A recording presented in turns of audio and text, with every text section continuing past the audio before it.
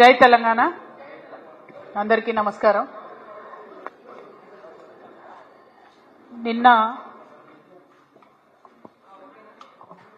జై తెలంగాణ నిన్న ఢిల్లీలో మరి కేంద్ర జలశక్తి మంత్రి గారు సిఆర్ పాటిల్ గారి ఆధ్వర్యంలో ఆంధ్రప్రదేశ్ తెలంగాణ ముఖ్యమంత్రి గారి సమావేశం జరిగింది. పర్టికులర్ గా ఏవేవైతే పెండింగ్ తెలంగాణ అంశాలు ఉన్నాయో వాటన్నిటి మీద సమావేశం జరుగుతుందని చెప్పి మన రాష్ట్రం వాళ్ళు చెప్పడం జరిగింది. కానీ బనకచెర్ల మీద కూడా సమావేశం ఉంటుందని అవతల రాష్ట్రం వాళ్ళు చెప్పడం జరిగింది. ఆ టైంలో మన సీఎంఓ నుంచి మన తెలంగాణ ముఖ్యమంత్రి రేవంత్ రెడ్డి గారి ఆఫీస్ నుండి బాగా మేకపోతు గాంభీర్యాన్ని ప్రదర్శిస్తూ బనకచెర్ల ఇష్యూ చర్చకు వస్తే మేము పోనే పోమని చెప్పి లీక్లు ఇవ్వడం జరిగింది ముందు రోజు. కానీ తీరా తెల్లారి చూస్తే ఏమైందో ఏమో మరి చాలా సంబరంగా ఉత్తమ్ కుమార్ రెడ్డి గారు రేవంత్ రెడ్డి గారు ఇద్దరు కూడా పోయి మరి చంద్రబాబు నాయుడు గారిని ఎదుర్కొని సన్మానం చేసి ఆ ఫోటోలు వీడియోలు చూస్తుంటే అయితే పండగ వాతావరణం కనబడ్డది. మరి అన్నీ చేసి కూర్చున్నారు. సరే మీటింగ్ పోయినరు. మీటింగ్ పోయినాక నేను మీ అందరికీ తెలుసు ఎప్పుడు కూడా సమాచారం లేకుండా మాట్లాడను, నిర్దిష్టమైనటువంటి ఆధారాలు లేకుండా మాట్లాడను.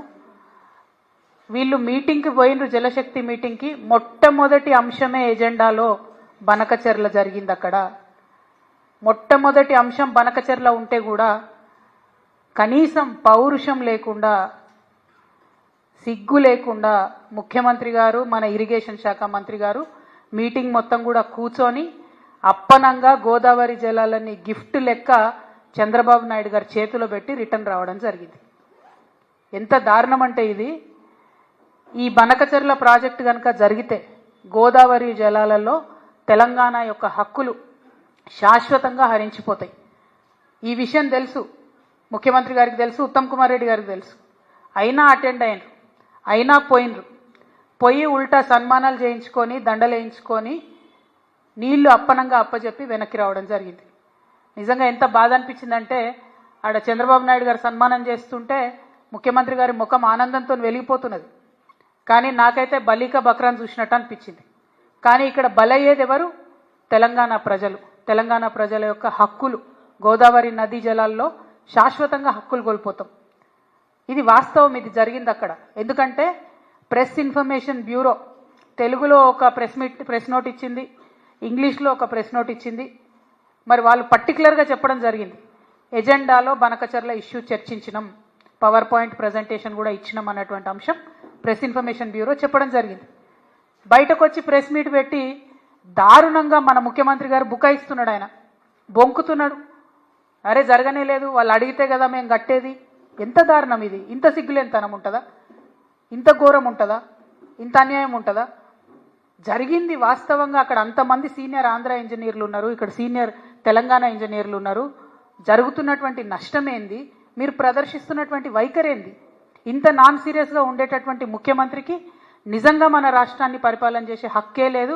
ముఖ్యమంత్రి గారు తక్షణమే రాజీనామా చేయాలని ఈ సందర్భంగా నేను డిమాండ్ చేస్తూ ఉన్నాను. ఇక ముఖ్యమంత్రి గారు ఇంకో మాట అంటాడు, ఆ మీటింగ్లో మేము 4 విజయాలు సాధించినామని చెప్తున్నాడు. ఆ 4 విజయాలు ఏంటిది?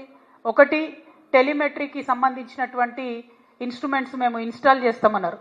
అందులో కొత్తదనం ఏం లేదు. ఫేజ్ 1 ఎప్పుడో స్టార్ట్ అయింది, ఇది ఫేజ్ 2. అది జరగాల్సిందే, కంటిన్యూషనే. అందులో విషయమే లేదు. ఆయన దాన్ని విజయంగా చెప్తా ఉన్నాడు.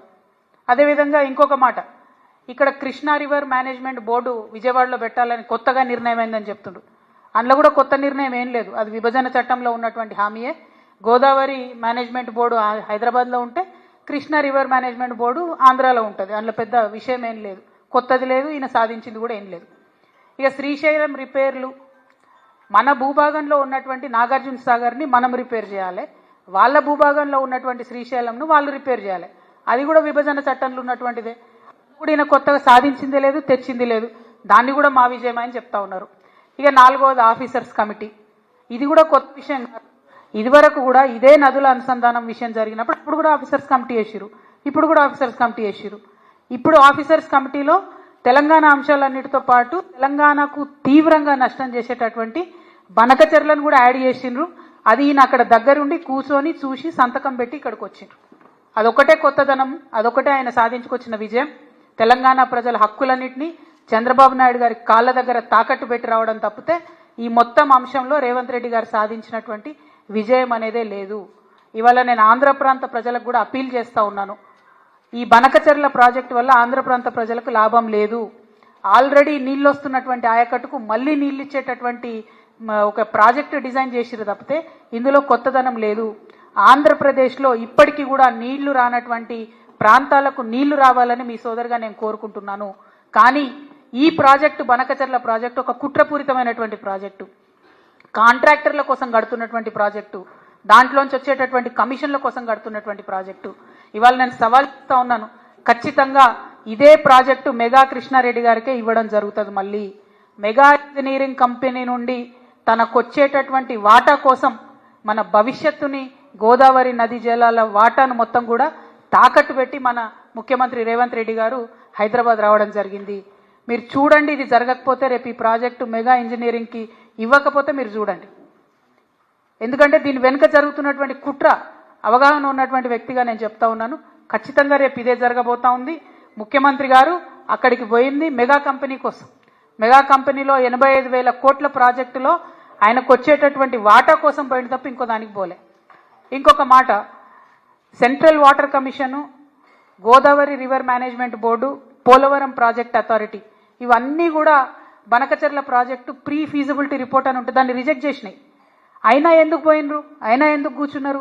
మళ్ళీ బయటకు వచ్చి ఏం చెప్తారు ముఖ్యమంత్రి గారు, ఇదంతా ఉట్టిదే, అనఫిషియల్, ఇది అనఫిషియల్ మీటింగ్ అంటారు. అసలు అనఫిషియల్ మీటింగ్ ఎందుకు పోయింది? మరి అనఫిషియల్ మీటింగ్ ఇద్దరు రాష్ట్రాల ముఖ్యమంత్రులు, ఒక జలశక్తి కేంద్ర జలశక్తి మంత్రి ఉంటాడు, దానికి అఫీషియల్గా పిఐబి ఇస్తుందా రిపోర్టు?